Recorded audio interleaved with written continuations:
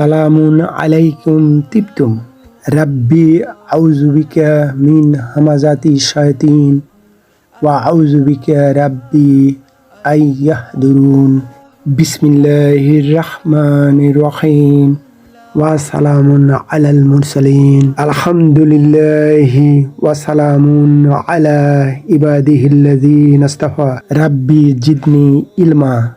প্রিয় মুহতারাম, আপনি যদি আল কোরআনুল মাজিদ জীবনে একবারও বুঝে পড়তে চান তাহলে এই ক্লাস আপনারই জন্য। সাধারণভাবে সাদা কালো আরবি অক্ষরে ছাপানো আল কোরআনুল কারীম তেলাওয়াত করলে বা পড়া হলে বোঝা যায় না যে কোন শব্দ কোন বৈশিষ্ট্যের বা কোন পদের। কিন্তু আমাদের ক্লাসে চেষ্টা করা হয়েছে কালার কোড দ্বারা প্রতিটি শব্দ পৃথক করা এবং একটি শব্দের মধ্যে লুকিয়ে থাকা অন্য শব্দকে বের করা পাঠক বৃন্দের বোঝার সুবিধার স্বার্থে। যেমন স্লাইডের মাঝখানে আল কোরআনুল মাজিদের একটি আয়াতের দিকে লক্ষ্য করুন। এখানে প্রথম শব্দ সাতাজিদুনি একটি শব্দ নয়, বস্তুত এখানে 4টি শব্দ। এখানে সা হলো হরফ বা প্রিপোজিশন, অর্থ হলো শীঘ্রই, আর তা হলো দুমির মুত্তাসিল বা অ্যাটাচড সাবজেক্টিভ প্রোনাউন, অর্থ হলো তুমি বা আপনি। তারপরের শব্দ জিদু হলো ফেল বা ভার্ব, অর্থ হলো পায় বা পাবে, এবং নি হলো দুমির মুত্তাসিল মানসুব বা অ্যাটাচড অবজেক্টিভ প্রোনাউন, অর্থ হলো আমাকে। এইভাবেই আমাদের এই চ্যানেলে প্রতি আয়াতের প্রতিটি শব্দকে কালার কোড দ্বারা আলাদা করে উপস্থাপন করা হবে দর্শকবৃন্দের বোঝার সুবিধার জন্য।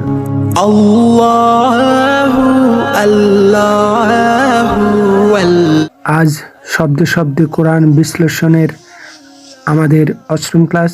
আজকে আমরা দেখব সূরা মাসাদ এর বাকি দুটি আয়াত 4 এবং 5 নম্বরের তাহকিক ও তারকিব, শব্দ বিশ্লেষণ ও বাক্য বিশ্লেষণ। 4 নম্বর আয়াতের প্রথম শব্দ ওয়া, এটা হরফ আতফিন কনজাংশন, এবং পরের শব্দ ইমরাতুহু। বস্তুত এখানে দুটি শব্দ, একটি হলো ইমরাতুন যার বহুবচন নিসাউন।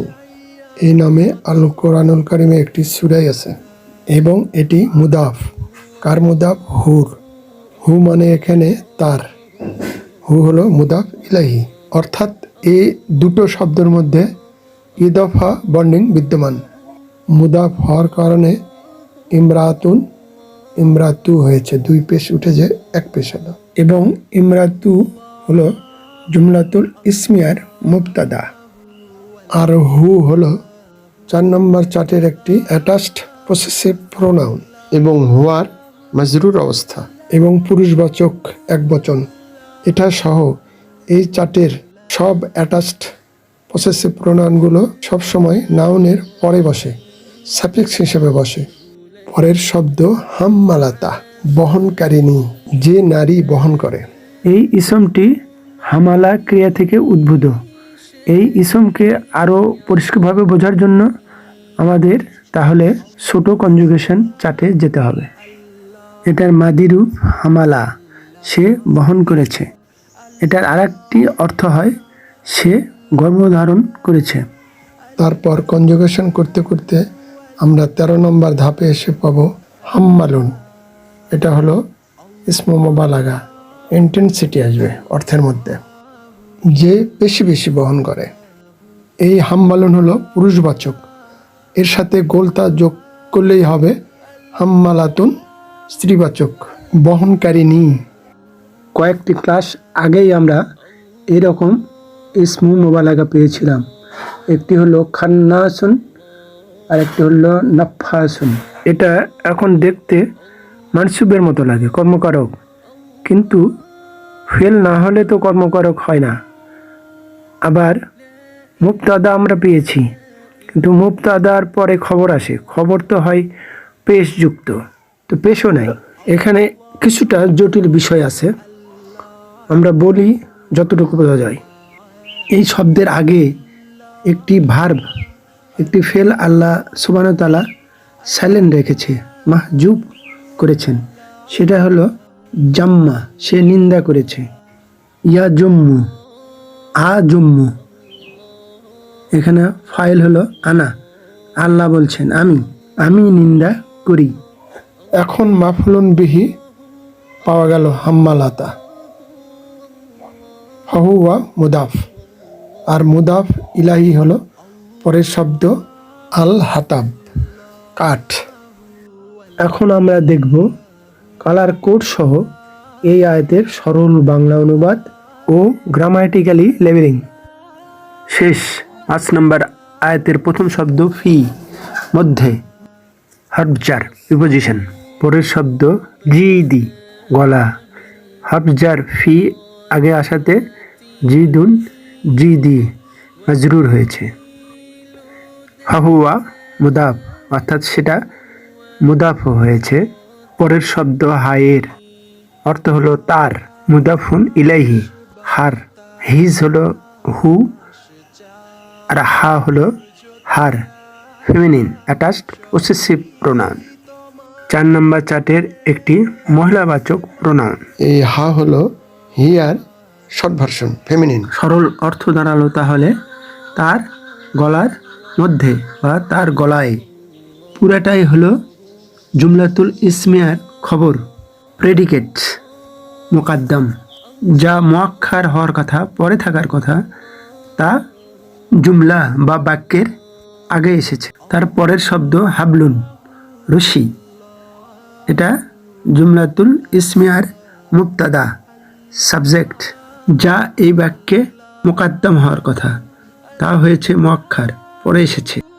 যখন বাক্যের স্বাভাবিক বিন্যাস আল্লাহ সুবহানাহু ওয়া তাআলা চেঞ্জ করেছেন, বদলায় দিয়েছেন, তখন তা এই জন্যই করেছেন বাক্যে এমফাসিস আনার জন্য, জোর দেওয়ার জন্য, তাকিদ দেওয়ার জন্য। এগুলো অনুবাদে আসে না, এটা অনুভবের ব্যাপার। এজন্যই আরবি কোরআন ব্যাকরণগতভাবেও অনেকটা শেখা উচিত, আল কোরআনুল কারীমকে ভালোভাবে বোঝার জন্য, ভালোভাবে অনুধাবন করার জন্য। পরের শব্দ মিন, হাবজার, হতে, থেকে, চেয়ে।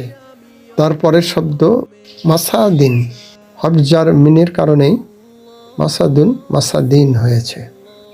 এটি একটি ইসম, মাজরুর অবস্থা, খেজুর গাছের ডালের আঁশ পাকানো, যার মাজরুর হয়ে, অর্থাৎ এটা মিম মাসাদ, হাবলুনের সিফা। কীরকম হাবলুন, কীরকম রশি? পাকানো রশি। হাবলুনের একটি গুণ, কোনো ইসমের গুণ, সেটাই তো সিফা, অ্যাডজেক্টিভ, তাই নাকি? এখানে মাউসুল হলো হাবলুন এবং আয়াতের পুরোটাই হলো জুমলাতুল ইসমিয়া, নমিনেটিভ সেন্টেন্স। এখন আমরা দেখব কালার কোড সহ এই আয়াতের সরল বাংলা অনুবাদ ও গ্রামাটিক্যালি লেবেলিং।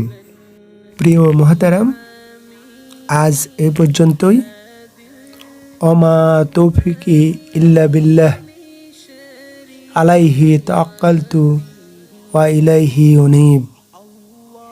এই চ্যানেলটি ভালো লাগলে প্লিজ একটি লাইক দিন, সাবস্ক্রাইব আইকনটিতে প্রেস করুন, পাশের অল আইকনটিতে ক্লিক করুন। মাশা আল্লাহ, লা কুওয়াতা ইল্লা বিল্লাহ। আসসালামু আলাইকুম ওয়া রাহমাতুল্লাহ। আল্লাহ হাফিজ।